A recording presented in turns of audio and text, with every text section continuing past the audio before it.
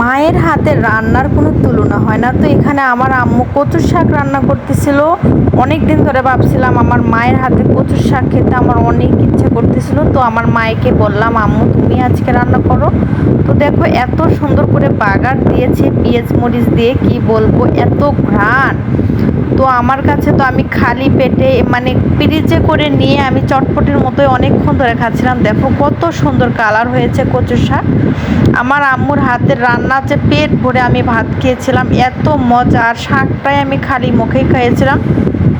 তো আমার মতো কে কে মায়ের হাতের রান্না বাড়ি পছন্দ করো অবশ্যই কিন্তু জানাবা। আমার মায়ের হাতের রান্না আমার অনেক মজা লাগে, অনেক পছন্দ আমার। তো আজকে ভাত খেয়ে এত প্রাণটা ভরলো। তো যাদের মা নেই তারা বুঝবে মায়ের হাতের রান্নার কত স্বাদ তারা মিস করে। তো এই তো আমার সৌভাগ্যই হয়েছে আমার মায়ের হাতের রান্না খাওয়া। আল্লাহ হাফেজ সবাইকে।